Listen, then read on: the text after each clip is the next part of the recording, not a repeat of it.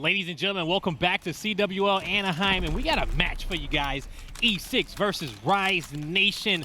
I'm Blaze, joined along with Nameless, and if you guys are watching the Charlie stream, you guys saw E6 taking down TK in a fantastic round 11, but on board with this one. And you know, what's the importance of this match? Yeah, this match is huge. You know, if Rise win this, they actually top their group, which will be massive for them because they were in a situation where they almost weren't going to make winner's bracket at all. So E6 as well playing for a spot in winner's bracket. So this is a huge match in terms of where you're going to go in the rest of your tournament. E6 off to a good start here. They just beat TK, so the momentum is on their side. Also, at the same time, they had a fantastic performance at the last event, and they're here in the CWL Anaheim to replicate that. And so far, so good, especially getting that win over TK. We'll see if they can do the unthinkable and take down your defending champions in Rise Nation. And if they do that, then Rise Nation is going to have to try to make another iconic losers bracket run. Yeah, and they have a huge matchup on the line right now. You know, playing against E6, this is such a good team who's been doing so well online, and they've been trying to put it together on land. You know, they had some decent runs. They never really cracked that top 8 mark, but starting off here with a 45-0 start, and they're about to win the rotation over towards Ruins. You got Diabolic, number 7, that's going to be a BZ up top in the hill right now. If they can get this first wave of kills, they might be able to lock down some time here. Bro, we haven't gave away free tacos at this event all weekend long for teams getting a 100-point club. I'm waiting. This could, hopefully, this is the one, but very you don't ever see Rise Nation be down this much in a hard point to start. And with E6 frying, their rotations have been perfect so far. They're currently fighting to get towards top Ruins and trying to break through you on board with Diabolic.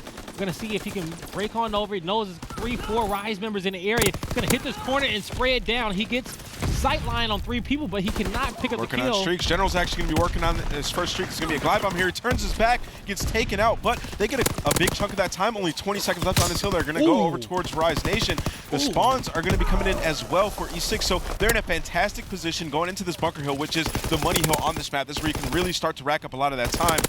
You got Sender here trying to be a thorn in the side of Rise Nation. Yeah, and he did his job. And you're going to see E6, they rotated around early.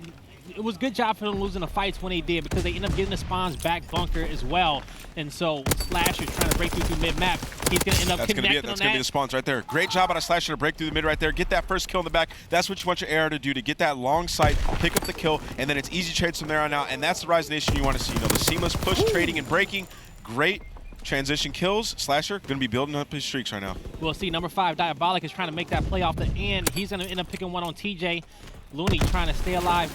Diabolic trying to bring the pressure. E6 trying to spread out and get in. He's going to stay aggressive. Oh, but could not win that gunfight. Big fight by Looney. Yeah, but and as that goes down, you know, there's about 20 seconds left on this hill. You see the E6 players start to go through that cabin alley. They trade out those kills. They're going to have the favorable positioning going into this new middle hill. So if they're able to get a few kills here, they might be able to get an optimal setup. You see Looney trying to put some shots down to cabin wall because this is the position that you want to hold. Slasher has been doing it all for the squad so far on this map. Big kills out of him. Yeah, and you see Diabolic sitting at 12-9, ABZ sitting at 11-8. TJ's trying to break into the hill, but he's going to fall to BZ. Now Gunless, the last one standing, he goes down, but another double nade kill by Looney. That's probably his 3rd in his matchup so far. He's got the hot hands, folks. And now Slasher with his sight lines with the SCG in hand, trying to allow his teammates to kind of creep up in the hill, but the entire Rise Nation team will get wiped, and E6 is going to try to lock down cabin and get this next rotation. Yeah, I like what E6 is doing as well right now. You see Diabolic pushed all the way up to that fire alley, gets a 2-piece on the spawners, and that player number 7, that was a BZ, was actually standing back there to make sure that there was no pinch spawns coming in. They're going to pick up about 20 seconds or 15 or so seconds off that hill, and they're going to start their rotation over towards cave. E6 is playing lights out. Diabolic has stepped it up big time from the last series that I watched him play. And yeah, you can tell, you just see E6, they came off to a hot start. The whole kill feed, the first 2 minutes of this matchup was all E6. And now General is going to toss that nade. This hill's going to rotate now he's beaming with a right now. quick double, but Gunless flanks around. And Cinder's going to try to come in and get revenge, but Gunless, he's starting to turn up as well, trying to get Rise Nation back in this game. Yeah, you saw General there trying to get those kills on the cross. I would like to see him maybe play that cabin alley, make sure Gunless couldn't get through at all.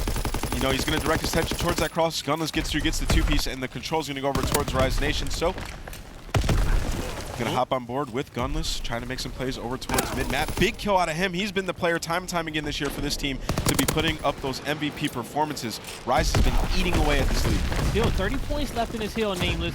Rise Nation's going to finally get in. It is currently being contested. The gunfight's being won by E6. King Gunless on another big flank, but General, he was waiting for it that time. Able to save his teammate. 15 points of scrap time left on that one. E6 will get it. Both teams fighting for the rotation on Ruins. General's going to opt to stay mid-map on you, looking for some sight lines. Nobody's going to be there.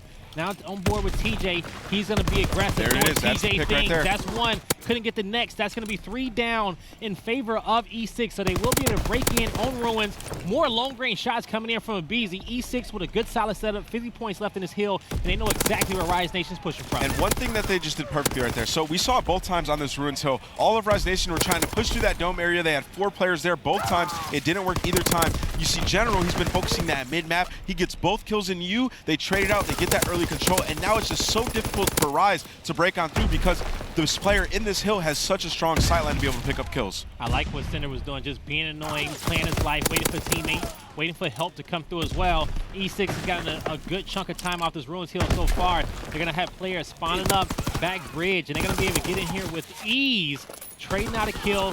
Diabolic going mid-map, and he's going to be able to take down Slasher. Sorry, that wasn't Slasher, but still, winning that gunfight, that's the most important thing. Number two's got to turn around. Number two's got to turn around, trying to pick up Diabolic here. Diabolic's going to win that gunfight. If he can take out one more, he might get the spawn for his team. Nope, unfortunately, doesn't take out the next player, but almost a terrible error on the side of Rise Nation, playing a little bit sloppy right now, kind of flooding those lanes, but this is about an 80-point game in the favor of E6. If they're able to break this hill, they can pull away. This is the money hill. On the first rotation, E6 got the, not E6, but Rise Nation got the majority of the time in this hill. E6 trying to see if they can do a better job this time around. General not able to get that kill with the pistol. Cinder's trying to stay alive and play his life. Abizi's going to be the next to take a crack at trying to break bunker, but he's going to be patient, waiting for the rest of his teammates to regroup with him. Rise Nation currently with a slight man advantage, but not for long. The quick instant respawns, and that's the beauty about this bunker hill. You die. And this game's so good, man. Oh, if you die, you know, you're going to spawn right there back bunker. You're going to be there with your teammates, so you're going to be right back into action. But you just see Abizi, he's just been on fire. Man, he's so talented. I think the first time he popped up on my radar was CWL Birmingham, where he really had that stellar performance, and E6 kind of made it through pull play. They didn't really do too much, but Abizi was going absolutely off, and he's been a player I've been looking at online to be, you know, kind of just leading this team into victory, and he's going off right now, 27-19 with a submachine gun on Arden's Force. Team is going to be currently up by 40 with cabin control, so they can do some damage from here.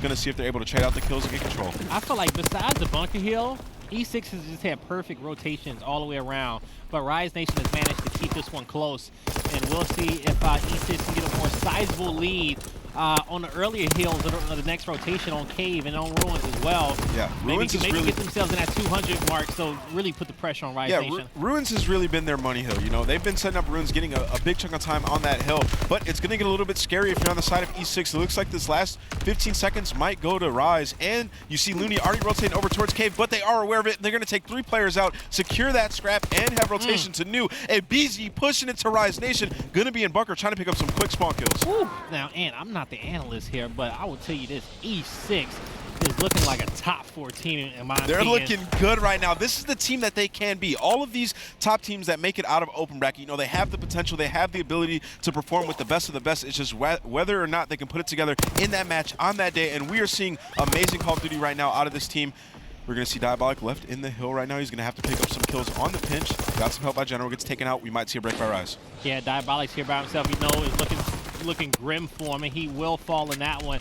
The spawns are coming in. Back bunker for E6. You're going to see number 4. He's going to be spawning back Bell. He's going to have a beautiful flank. That's going to be Slasher. He was able to pick up 1 kill before he got turned on by Cinder. Beezy's going to fall. So now with E6 all spawned up, they got to make a crucial decision. Contest for the rest of this hill time or go for the early rotation. They're going to leave 3 to fight and 1 to rotate. Yeah, and this is the hill where, you know, Rise has been getting pummeled on all game long. So if I'm Rise, I'm thinking, hey, we might want to be here early, maybe pick up that first kill, get a little bit control, just so they don't get to their money hill once again. But it's looking like ABZ's pushed up to Dome here. Rise has no idea. He's in a power position. Number 1, that's going to be TJ Halley working on the kill. This might get a little bit hectic here. They did see TJ. He called out TJ. He thought he was going to have more teammates in that area. He's got to get a kill. That's why BZ chose not to go. He's staying on his opponent's side. He's not going to see the guy top Ruins just yet, and he was not able to make something out of that beautiful position that he was in off that early rotation. But you see Gunless with full streaks, and Rise Nation looking to get the first lead change of the game and take the momentum in this match. though. Yeah, I think that E6 just made a mistake by trying to push over towards that cave side. I think they should have just gave that 20 seconds over to Rise Nation, rotated, set up, and maybe try to get, you know, a clean wipe, kill Gunless off those streaks, but they opt to hit it. Gunless gets his fighter pilot, which can be absolutely deadly, looking like he's going to get a 3-piece. That's 4 kills on the side of Rise Nation. They're going to get this last 20 seconds with a glide bomb to break bunker. And he knows exactly where the spawns are coming in at as well. But E6 choosing not to go contest for it once again. Even with the glide bomb, I think E6 is going to say, hey, you know what, let's try to set up the bunker. But they don't have enough personnel there coming off that respawn. It's just going to be General there by himself, and he's going to finally fall. Diabolic's going to try to get in and win this gunfight for the team. He's going to get some bullets in on Looney. He's going to actually get that kill. Diabolic finds one. Gunless uses his glide bomb to take care of some of the players off of respawn, so his team can secure the spawn back bunker and try to get some control. Yeah, and if you're a Beast right now, you just need to stay alive, and he does more than just that. He stays alive as well as getting a 2-piece. That was a huge break out of E6. They weren't able to get this spawn yet in this game. On the 3rd rotation, they achieved the bunker spawn. Maybe they can get the lead. We've only had 1 lead change in this game so far. We're about to get our 2nd if E6 can keep this setup, but they're trying to be patient. Diabolic gets one, going to hit the pre-fire, but judged wrong. Gotta think about rotations now. And Abizi, he's still firing off on all cylinders. And yeah, like you said, the rotation on the previous hills, we saw Enigma6 keeping control over that cabin area for that Main Street hill in cave, but this time that control is going to be in favor of Rise Nation. Yeah, and you see what Looney just did. He pushes straight up through mid-map right there, gets a kill. He's actually going to spawn that player Ruins, which actually might spell trouble for the Rise Nation. Number 7, that's going to be Abizi, gets taken out. So almost a mistake on the side of Rise Nation, but this is going to be about a 17-point game going into this middle hill where Rise has done pretty well thus far on this map. I see E6 pinching from multiple different directions. Number 7 just saw 4. Abizi, he's being sneaky. He chose not to shoot. And now he's going to finally end up taking down Slasher. But Gunless, he snaps on him. And that's going to be 3 down in favor of Rise Nation. They want him. But then the spawns come in the back end. And there you go, Gunless using that barrage. They got the spawns towards the back bridge. So you put that barrage down. You're going to force these players off to the sides where you're going to have Rise Nation waiting for them. No one's in position to nade him off the hill. Off the rip right there. If they're going to call in that barrage, you got to synchronize your nades, get that kill on the hill. But no players are in position to throw a grenade. They all try to go Ruins and Cabin. And Rise Nation is building up this time. There's 20 seconds left on this hill. They have no players on rotation. Rise might be able to get this time and secure the rotation to cave. That cave is going to be very, very important. We're going to see these next few gunfights are going to be very, very crucial. Rise Nation, 30 points from winning. Diabolic finds himself a double. They're going to get in and get some more points off this hill. Abizi looking for this kill. He's going to actually get it as well. Dude, he's getting Slasher's 50. getting pinched. Slasher's going down. Now Gunless is going to find Diabolic. Abizi, he breaks in. Oh, he gets some shots in on Gunless, and he wins the gunfight. So points going in favor of E6. General's there. He's looking for a double, and he gets it. Abizi, 2 trigger happy. He takes out his teammate. E6 not getting any points. 23 seconds left on the clock. And there you go, a 3-piece, a white for Rise Nation. They get in the hill, and they have the lead. And Abizi actually gets that kill, and then he tries to push forward towards Cabin to get that power position. He gets taken out. He jumped the gun. You kind of see that aggression out of him. You love to see it most of the time on the map. But right there, he gets taken out, costs his team the hill. The time's dwindling down. Rise might win it on this hill right here. They have a flawless setup. You're going to have Slasher number 4 watching that cross. Cinder needs to go. Cinder needs to go for that flank. The hill's being contested, so the clock's running out. Now E6, the time's going in their favor. They're going to end up with the lead if they get all this time, I believe. All Rise has to do is rotate. All Rise has to do is rotate and set up, and they win the game. 7 seconds left for Rise to win this game. There's only going to be 1 player there on the side of E6. That is going to be Sender. He's getting nade. The nades are coming in. They know he's there. All they have to do is take him out to secure this victory. Oh, they're going to get that. They're trying to get this shots in. He That's needs game. some help. That's game. 6 points left on the clock. Nobody there to touch it. Can E6 make a miraculous play? No, they cannot. Rise Nation makes the comeback in map number 1 and secures it. What a game out of Abizi. You know, he drops 49, makes that mistake at the end there, but, you know, E6 definitely had a chance to win that game multiple times. There's a few setups that they failed to execute, but we have a series on our hands for sure. Rise know that they have a formidable opponent. Yeah, E6, man. They came out, I was about a 70-0 start for those guys with flawless rotations. 49 out of Gunless. Whew, and 49 out of Abizi. And both of those guys were firing off, doing well. But folks, that's it for map number 1 with Rise Nation versus E6. Don't go anywhere. We're about to get map number 2 set up and underway.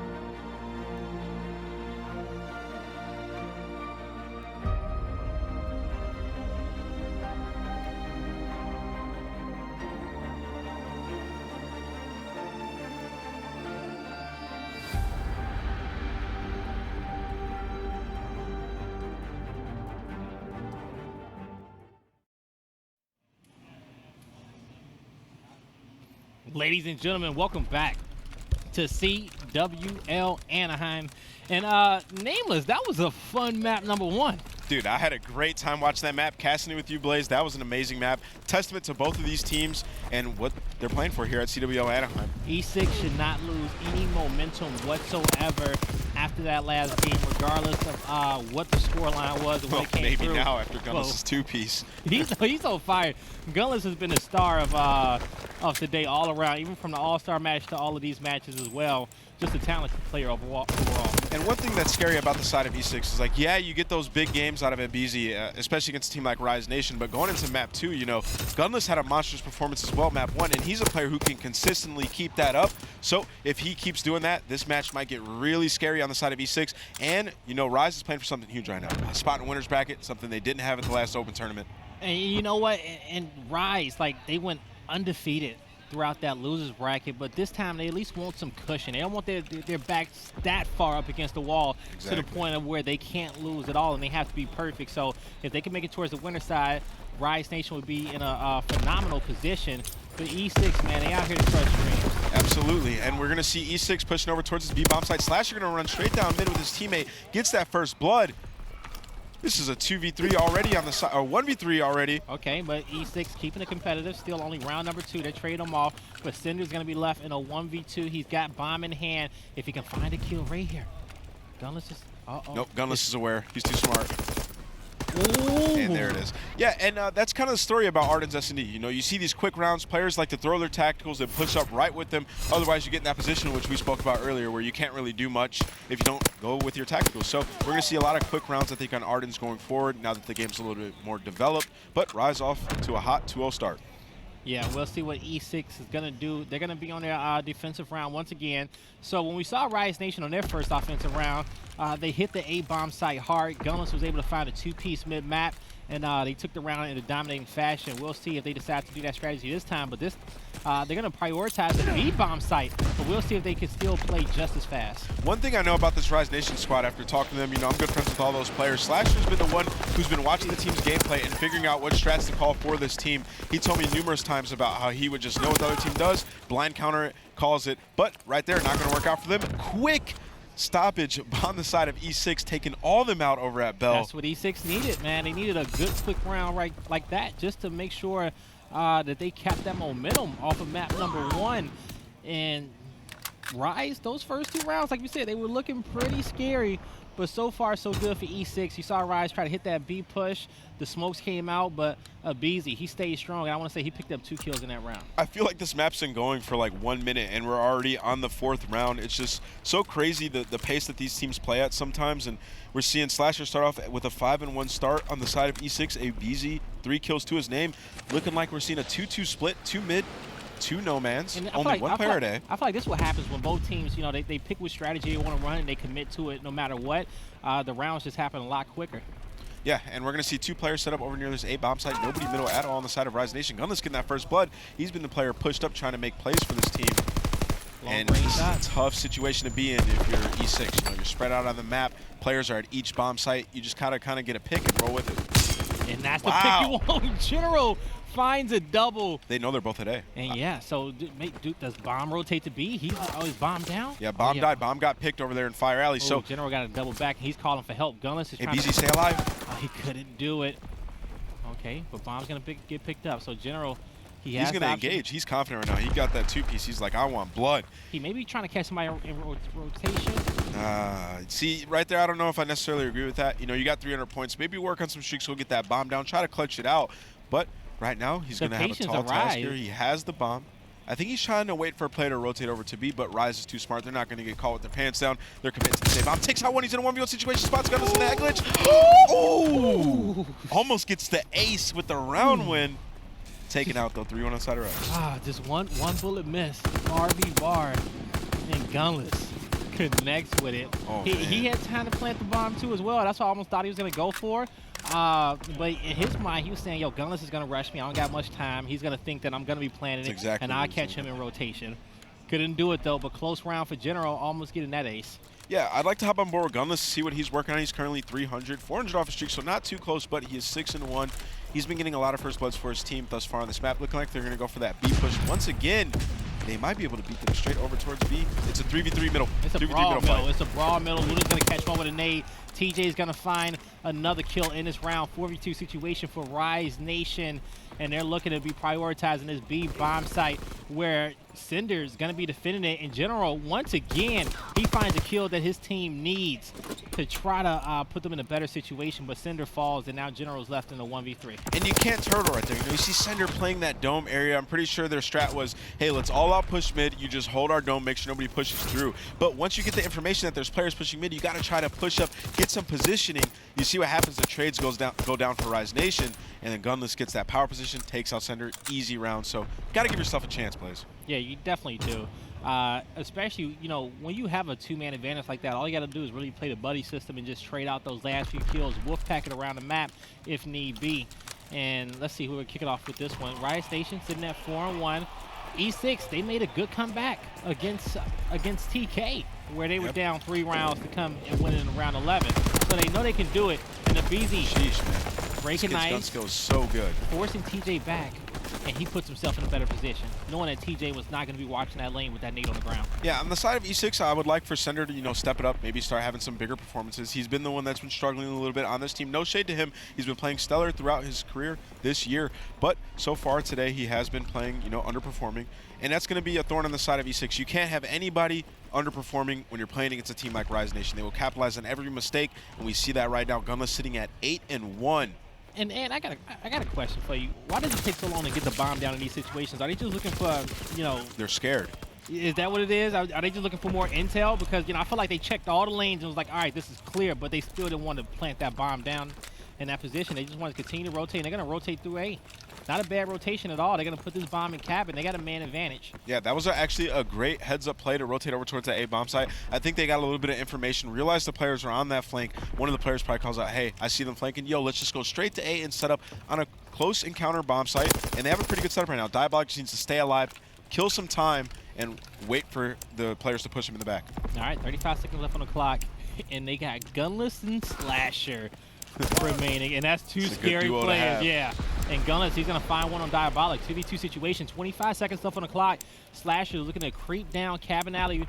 The smoke is gonna be there. Nobody's watching it. He's gonna try to creep in. He's gonna die, but he gets caught from the side. Gunless is close to streaks. If I'm Gunless, I don't even play for this kill. You know, you're up 4-1, right? You're one off streaks. Just wait it out, make them rush you, get a free kill, or go into the next round and have some teammates to work with to get those streaks. You know, those streaks can be game changing. There's not even a single building other than cabin on this map. Well, excuse me, bunker. But it's easy to pick up kills with streaks. Yeah, he was making sure he was watching the 6, wasn't gonna get shot in the back.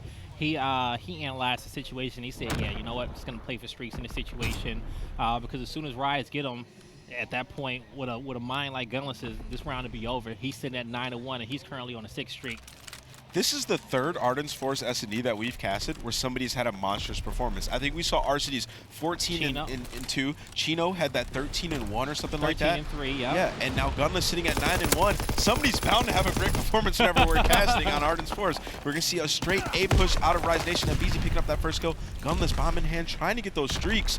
Ooh, I'm curious to see if he can get those. The patience by E6. They need to have the patience. They recognize they got the man advantage. They're going to be working these headies. They know there's a few people that's going to be in this cave side hill. And the push comes through. Looney, can he stay in? No, he cannot. BZ with all the confidence, knowing that his teammates had his back and they were going to be there to clean up the kill. Yeah, they're going to opt to go for that quick rotation over towards that B site. E6 is heavily stacked at A. I think that they think they're camping back in bunker. The rotation's coming a little bit late. If Gunless can just go for this bomb plant, he will pick up that glide bomb. This can be a winnable round. He's got to go quick, though. That player used inching up on him. Oh, Slasher finds a kill. There's the streak. There's the glide bomb. Into another 2v2. Oh my God, Slasher is disgusting. Absolutely destroys Diabolic. That was an AR against a sub up close. Oh, the streaks are going to be out of position. They know where Slasher is. He's going to stick it. He's going to stick it. Oh. A 2v4 on the side of Rise Nation. Like we said, what better players to have? You give them one opportunity, hey, they may lose it. But if you give them another one, they're going to win it. They got that rotation over towards B. Fantastic play call on the side of Rise Nation. Execution. Picked up the glide bomb. Great clutch. So Rise is gonna go match point currently, and he got the glide. Yeah, and Gunless still has the glide bomb. I don't think he wasn't able to get any more streaks. Oh, he planted it. He planted the bomb and got the kill, so he's fully streaked out, up 5-2, currently sitting at 10-2. No, really. And that was a 4v2. So if you're in this situation and so many streaks are you on the strap table, mountain, dude. do you even play for the B bomb site? I mean, you can. I guess in a sense, yeah, you still do. It's a lot of cover in that area, and also, but if you push for A, you're really going to be in the open. They're going to have to try to hunt down Gunless, but I'm pretty sure he's going to be playing his life. And there you go. He was waiting. He was going to see if he's seen anybody in that area. He's choosing not to use the streaks just yet. He's got plenty of time. He's going to see if his teammates can make a play and get more intel. Yeah, and the way you counter streaks on this map is exactly what E6 just did. You know, in that first 15 seconds, you're actually not allowed to call in any score streaks. So if you rush and get that first kill, it's a situation where it's like, hey, do I even want to call my streaks in right away? Because we don't even have numbers in the first place. So great play out of E6, 1v3 situation, Gunless. You know, I wouldn't count him out of this. No, I think if he finds one more kill, he doesn't know the players behind him. And there you go. They're going to gun him down. So E6 gets another round on the board. We'll see how this Rise going to play. But Rise is going to be on the offensive side. They can use the streaks to back. This is what I want to see out of Rise Nation, Sean.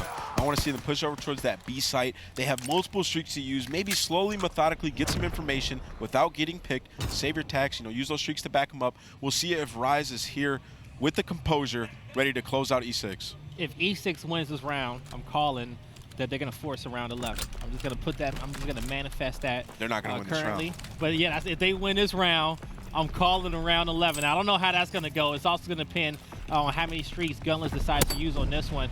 So they're going to get these tacticals and nades out, try to get some intel, and Gunless is going to find a kill. Now you hate to see that one out of a BZ. Over-peeking a little bit, maybe playing an angle that you shouldn't really play over there in that dome area. It's easy to die.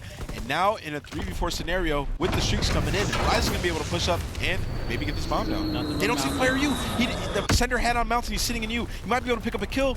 TJ takes him out. 2v4 situation, should be able to close it out for Rise. All right, we'll see. Can E6 clutch up? General has been playing lights out. He's going to have to make a play for his team. And Diabolic goes down, and General goes down as well, folks.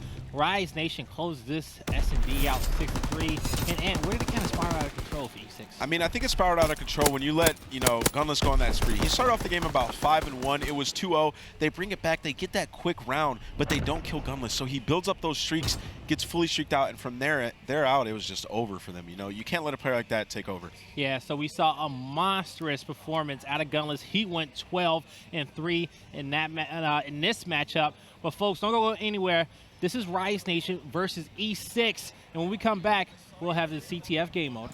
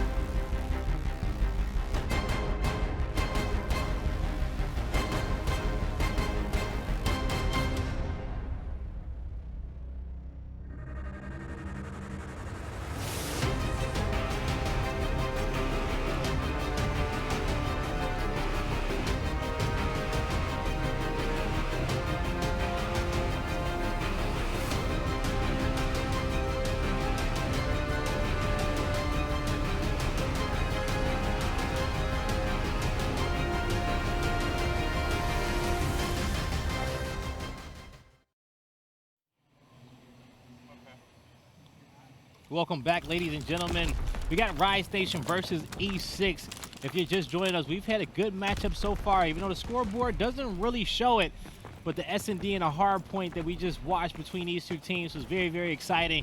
I'm joined with Nameless on the cast, and we'll see if E6 can try to turn this series around. Yeah, and we're seeing the best performance out of Gunless right now. You know, this is the best version of him. He's going absolutely off. Drops nearly 50 in that first map. I think it was 49, then goes 12 and 3. So early 4 down for E6. This is going to be a flagpole out of TJ Halley trying to bring this one home. Yeah, he went in there, try to grab it and draw some attention.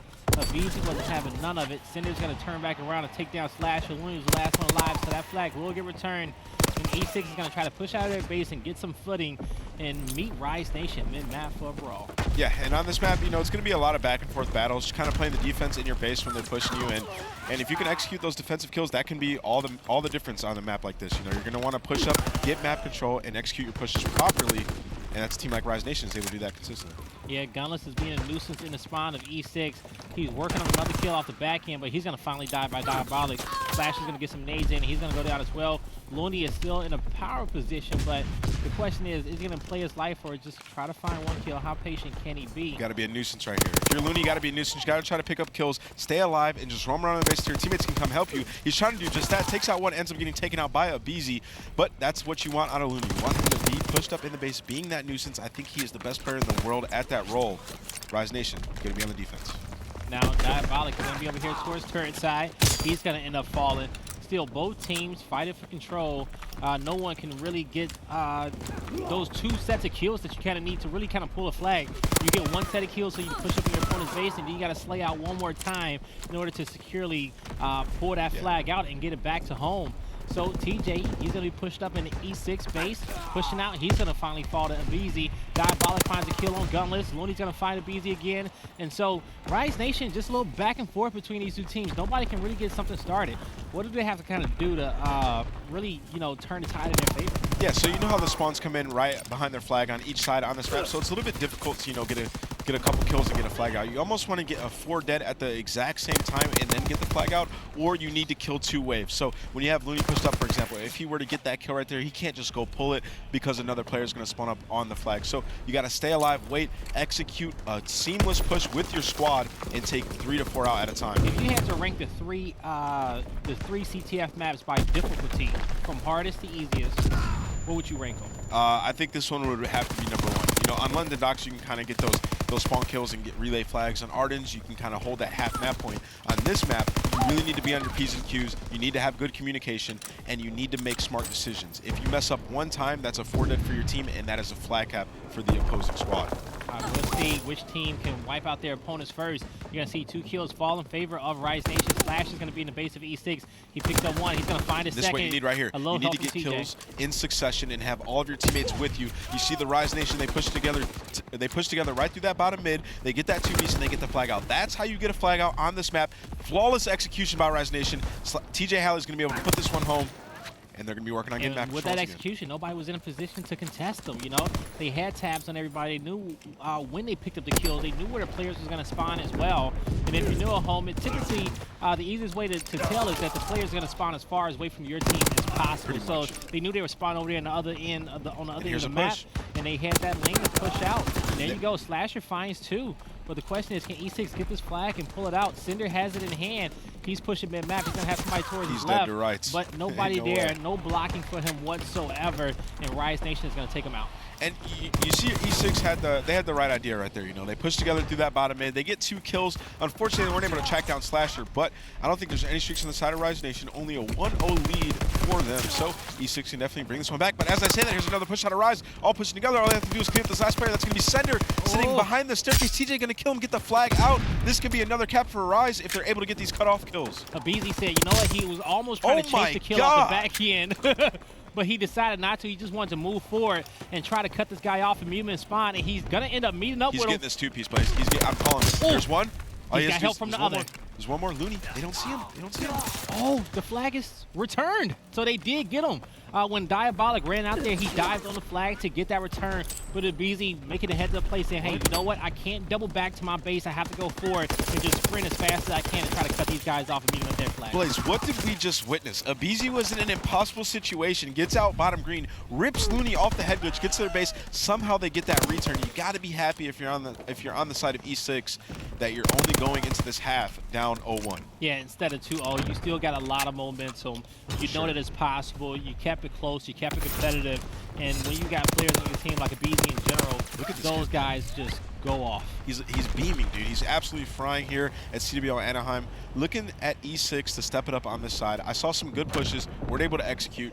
Slasher's getting a lot of those defensive kills. It's kind of being annoying. All right, let's see how does E6 want to kick this one off.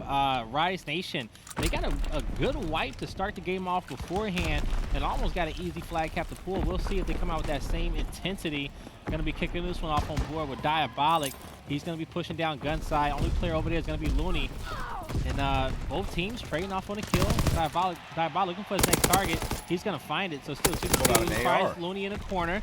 That's going to be 2 members down of Rise, so E6 can push up just a little bit more. Diabolic still picking up the kills his team needs. General not able to on that side of the map, but Cinder comes in. He's going to have some help, so E6 has the pressure on Rise Nation currently. Yeah, and here's the push out of E6. You know, they're all pushing together right now. Cinder is frying right now. Gets the almost gets the last one. That player's going to actually spawn top gun. So a couple players to deal with. I like the 2AR strategy out of E6 off the rip. They aren't able to convert it into a flagpole, but great tenacity trying to bounce back. And they still got the pressure on them. They're still in his base. They're fighting a 2v2 currently in Rise Nation's spawn. General's realizing that this is going to be a grim situation he's in. He's going to back out. But here comes the rest of the reinforcements. They're going to have to be smart with this one and just try to catch some of these players in Rise Nation on transition. But they're going to end up falling in that engagement. So now Gunless is going to be able to push on through. Now Rise Nation has the pressure on E6. We'll see how they decide to defend. All the players on Rise Nation turn around. Abizi does his job. He gets the flag out, just hides in the back of the base, says, hey, come back and kill me so my teammates can get positioning on the map. They do just that. Center going to be pushed up. General on the opposition here, or on the aggression here. If they can pick up this kill, they might be able to get it out. The defense has been amazing for Rise. Yes, it has been. They don't want any flags to get out of their base. And but the pressure, you gotta commend E6 for keeping it on them, because the simple fact is that they need to get one of these flags pulled out. They're controlling the momentum so far in the second round, but Rise is getting those key defensive kills, and now Rise is flipped and they're on the offensive. Yeah, and number 1 is going to be TJ Halley. Wins a big gunfight onto General, and then he gets a 2-piece on Center. He had 2 players to deal with, wipes them both. He has some assistance out of Gunless right here. He might be able to bring this flag all the way home. That was an amazing push out of TJ. He just single-handedly wiped 2 players on one side of the map to get that flagpole, and that's what you got to do. That's what you get. Those are the plays that need to be Fully made. streaked out. You know, TJ, he had a slow S&D map the game before. And game 1. Yeah, and so he started to pick it up. He's sitting at 14-10 when his team needs it the most. But that's the one thing about this Rise Nation team is that the whole roster is so talented. Not everybody can consistently hold all the shine, so to speak. Yeah, and that's one thing that I always talk about with the championship team. Even when I was playing, like, you need to have 4 players who have the ability to step up when needed and able to take over a game. You know, that's to have a championship caliber team. 1 player, you know, they're not always going to be on point. So you have to have players who can step it up. TJ Halley definitely doing it here on the CTF. And also key with that, also being selfless too. Yeah, you know? that is true. If you're going to be a star player, you also got to be kind of selfless as well, because you got to let somebody else on your team kind of, roll with it one time. You got to be able to support them. It can't always be about you. And we got some players on Rise that are fully streaked out. I believe, there we go, it was Gunless. So Gunless going to be able to pick up a kill with that one. Still got his barrage, still got his fire pilot. There's 2 minutes left on this one. Yeah, Gunless has been going off. I mean, he's 16 and 16 right now, but he does earn full streaks, gets the cutoffs perfectly for TJ Halley. We're going to see the flag is going to be out on the side of E6. The return's going to come in for Rise, and there's another flag up. And it's going to be 3-0 Rise Nation.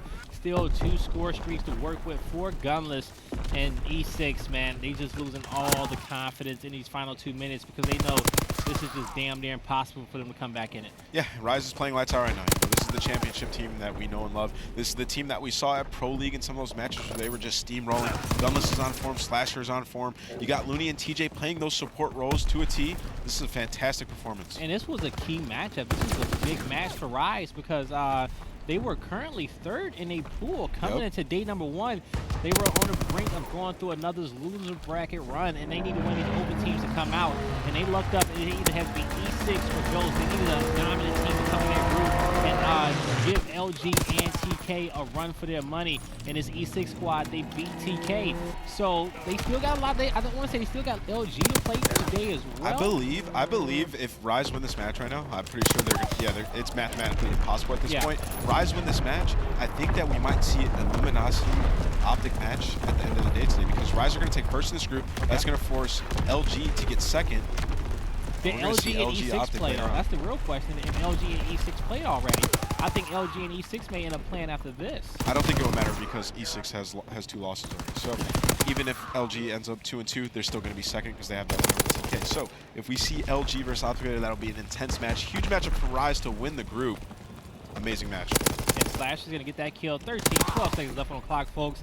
This one is already done. Rise Nation, move them over in your brackets. And I believe you can move them over to your winners bracket as well. Got first in their group. There you go, Rise Nation doing it for the fans. They don't start in losers bracket this time, folks. They will progress through. That's scary. And a dominant performance by these guys. Rise Nation in champ bracket going into you got to beat them their twice. Next match. It's going to be tough, man. They're formidable, but they're the favorite to win this tournament. And if they play like this, they're going to make an extremely deep run. Yes, they will. Folks, this has been an exciting game so far between the 2 of them. But it's going to be over, and Rise Nation is going to get that one. Not sure on what our next game's going to be, but that's going to be it for me and Nameless for now. Don't go anywhere. We still got a lot more Call of Duty action starting today.